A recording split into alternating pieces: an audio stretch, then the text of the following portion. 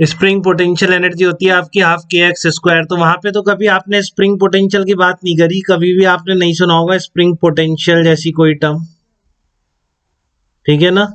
Spring potential की तो हम कभी भी बात नहीं करते, बट स्प्रिंग, यहाँ पर हम इलेक्ट्रोस्टैटिक पोटेंशियल एनर्जी पढ़ने के बाद इलेक्ट्रोस्टैटिक पोटेंशियल की बात क्यों कर रहे हैं, जाना।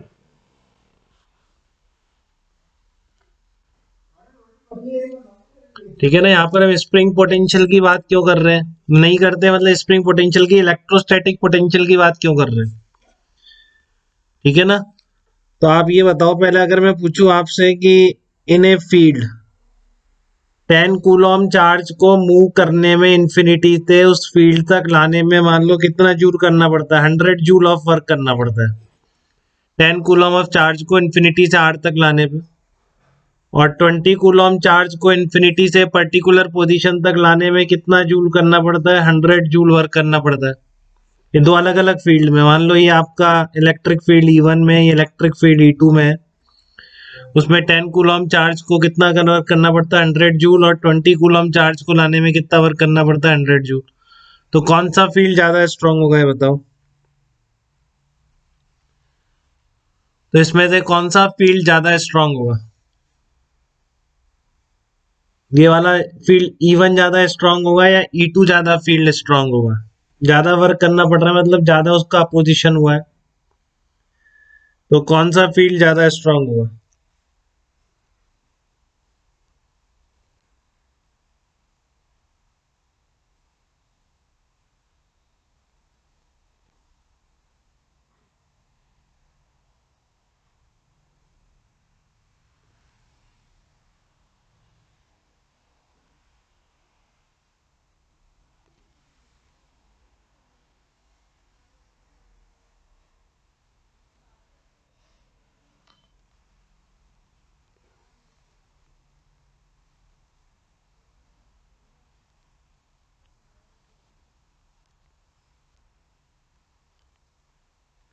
बताइए।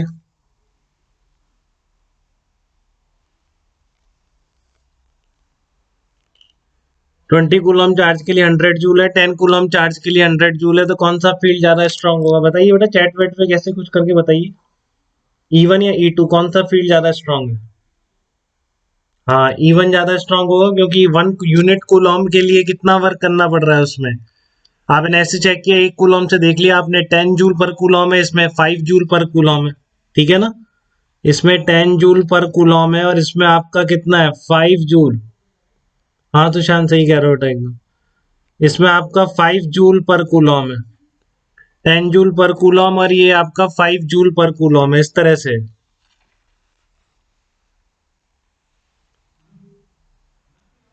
तो फिर आपको एक क्वांटिटी ऐसी मिल रही है ना बेटा, जूल पर कूलम, ठीक है ना। अगर आपने इस सिंगल कूलम चार्ज को इन्फिनिटी से वहां तक लाने में कितना वर्क करना पड़ रहा है, तो ये क्वांटिटी आपको फील्ड की स्ट्रेंथ बता दे रही है, तो इसको एक अलग नाम दे दिया गया, ठीक है ना। यूनिट कूलम को जितना वर्क करना पड़ेगा वो क्या होगी, यूनिट कूलम की पोटेंशियल एनर्जी होगी कि नहीं होगी, ठीक है ना। यूनिट कूलम चार्ज को इन्फिनिटी से वहां तक लाने में जितना वर्क करना पड़ रहा है वो क्या है, यूनिट कूलम की पोटेंशियल एनर्जी है। तो बेसिकली आप फील्ड की स्ट्रेंथ बता दे रहे हो, ठीक है ना। फील्ड की स्ट्रेंथ जो आप इलेक्ट्रिक फील्ड इंटेंसिटी से तो मेजर करते ही थे, बट फील्ड की स्ट्रेंथ आप एक तरीके से और मेजर कर रहे हो। किससे मेजर कर रहे हो, work done in bringing unit coulomb charge, work done in bringing unit coulomb charge from infinity, bringing unit coulomb charge from infinity to that point, कि infinity से उस पर्टिकुलर पॉइंट तक लाने में कितना वर्क करना पड़ गया, ठीक है ना। यूनिट कूलम चार्ज को इन्फिनिटी से वहां तक लाने में कितना वर्क करना पड़ेगा, ऐसे भी आप मेजर कर सकते हो। तो ये क्या है, बेसिकली यूनिट कूलम की पोटेंशियल एनर्जी, यही तो है। तो आप इसको क्या कह दोगे, U बाई क्यू नॉट कर दो। अगर क्यू नॉट को लाने में वर्क करना पड़ रहा है आपको कैपिटल U, या क्यू नॉट की पोटेंशियल एनर्जी U है, ठीक है, तो यूनिट कूलम की कितनी हो जाएगी, U बाई क्यू नॉट हो जाएगी। तो फील्ड स्ट्रेंथ ई वेक्टर तो आपका एक मेजरमेंट था ही इलेक्ट्रिक फील्ड की स्ट्रेंथ बताने का। यहाँ पर एक आपको एक और क्वांटिटी मिल गई बेटा। अब वो क्वांटिटी इसलिए भी यूजफुल है क्योंकि वो स्केलर है। तो एक वेक्टर क्वांटिटी तो थी फील्ड की ताकत बताने के लिए, आपको एक स्केलर क्वांटिटी भी मिल गई है, यूनिट कूलॉम की पोटेंशियल एनर्जी। ठीक है ना, आपको एक स्केलर क्वांटिटी भी मिल गई है, यूनिट कूलॉम की पोटेंशियल एनर्जी। तो ये स्केलर क्वांटिटी जो मिली है आपको फील्ड की ताकत बताने वाली, ठीक है ना, फील्ड की ताकत बताने वाली जो आपको ये क्वांटिटी मिली है जो कि स्केलर क्वांटिटी है, इसको हम क्या कहते हैं, इलेक्ट्रोस्टैटिक पोटेंशियल कहते हैं। तो इलेक्ट्रिक फील्ड में किसी भी पॉइंट पे यूनिट कूलॉम की जो पोटेंशियल एनर्जी होगी that is called electrostatic potential, you by Q not. तो इसका उल्टा यूज ज्यादा करेंगे, हमें किसी भी पॉइंट का पोटेंशियल पता होगा तो हम उस पॉइंट पर क्यू नॉट चार्ज की पोटेंशियल एनर्जी क्या होगी ये लिख देंगे। तो ये पोटेंशियल आपको समझ में आ रहा है बेटा, कोई नई चीज नहीं है, सिंपल यूनिट कूलॉम की पोटेंशियल एनर्जी है, वैसी एग्जैक्टली जैसी अब तक हमने पढ़ते आए हैं। ठीक है ना, तो आप इसमें नोट लगा सकते हैं कि if the potential at A point is capital V then potential energy of charge q naught at that point. If potential at a point is capital V,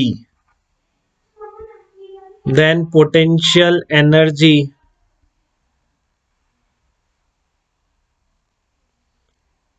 of charge q equal to कैसे निकालेंगे, q into we करके निकालेंगे। तो जैसे उल्टा use ज्यादा होता है, आपको अगर पोटेंशियल पता है तो आप किसी पॉइंट चार्ज के आपको पोटेंशियल एनर्जी आप लिख सकते हैं।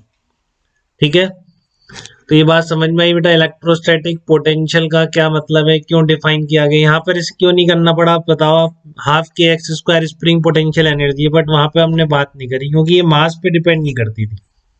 ठीक है ना, स्प्रिंग मास सिस्टम की जो पोटेंशियल एनर्जी है मास पे थोड़ी नहीं डिपेंड कर रही। ऐसे ही मैं ग्रेविटेशनल पोटेंशियल एनर्जी की बात करूंगा, उसके बाद ग्रेविटेशनल पोटेंशियल की बात भी करूंगा। ग्रेविटेशनल पोटेंशियल एनर्जी किस पे डिपेंड कर रही थी, मास पे। अगर इसमें होता ना, इसमें कोई टर्म आता होता, मान लो पोटेंशियल एनर्जी में एम का टर्म आता होता, तो पक्का स्प्रिंग पोटेंशियल की बातें भी हम करते हैं, बट ये केवल स्प्रिंग पे डिपेंड कर रही थी, इसलिए स्प्रिंग पोटेंशियल की कोई ऐसी कोई टर्म नहीं बनी।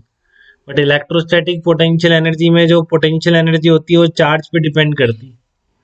ठीक है ना, आपने देखा ना आपकी जो इंट्रैक्शन पोटेंशियल एनर्जी है Q1 Q2 की क्या होती है, याद है किसी को फार्मूला, पढ़ाया था मैंने कि नहीं पढ़ा आप लोगों ने, के Q1 Q2 अपॉन आर होती है कि नहीं, चार्ज पे डिपेंडेंट है कि नहीं। तो इसलिए यहाँ पर हम बात करते हैं कि इलेक्ट्रोस्टैटिक पोटेंशियल की, और फायदा क्या है कि हमको फील्ड का एक और रिप्रेजेंटेशन मिल गया है, हम केवल एक वेक्टर क्वांटिटी पे डिपेंडेंट नहीं है। हमने आप वोल्ट में आप समझते हैं कि 400 volt is stronger than 200 volt. ठीक है, तो इलेक्ट्रोस्टैटिक फील्ड को एक्सप्रेस करने का स्केलर मेथड एक मिल गया जिसको हम क्या कहते हैं, इलेक्ट्रोस्टैटिक पोटेंशियल कहते हैं। बताइए इसमें कोई दिक्कत तो नहीं है आपको।